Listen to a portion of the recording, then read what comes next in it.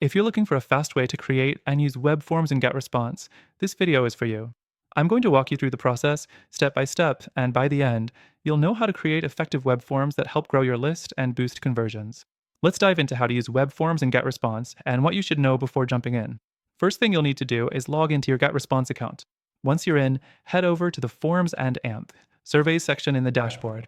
You'll see an option to create a new form. Click that, and GetResponse will show you different templates to choose from, which is super helpful if you're looking to save time. Next thing you'll want to focus on is selecting the type of form you need. You can either use a standard web form or an embedded form for your website. Web forms are easy to set up and come in handy when you want to capture email leads directly on your landing pages or blog.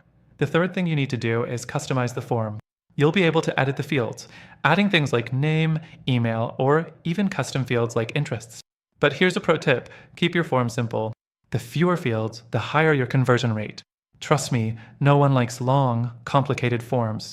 Next, let's talk about the design. GetResponse gives you options to personalize the look and feel of your form. You can change the colors, font styles, and background. It's not a drag and drop editor, but you can definitely make it match your branding with a few clicks. Just make sure it aligns with the vibe of your website or landing page so that it feels natural and blends in. Now, after setting up the look and fields, it's time to configure the form settings. This part is essential because you'll decide what happens after someone submits the form. For example, you can set up an automatic thank you message, redirect them to a new page, or trigger an email response. Don't skip this part. You want to guide your new subscribers right where they need to go next. The fifth thing you'll need to consider is your integration options. GetResponse lets you integrate web forms with other tools, which is great if you're using CRM systems, email marketing, or any other platform that works with GetResponse.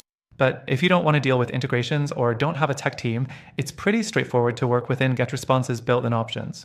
Now that we've covered the form setup, let's talk about testing and optimization. Once you've created your form, you'll want to test it before going live. Ensure that it looks good on both desktop and mobile devices, and double-check the form submission process. A small issue here could mean lost leads. The last thing to keep in mind is that GetResponse is a solid tool for web forms, but there are alternatives that might be better depending on your goal.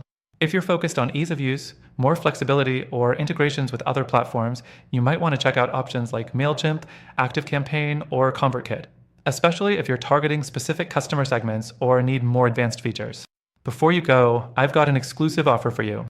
Through the link in the description, you can get an extended free trial to GetResponse, plus exclusive benefits only available to our viewers. But I'm also going to recommend a few alternatives that might be a better fit for your needs, all with free trials as well. Make sure to check them out and see which one works best for you.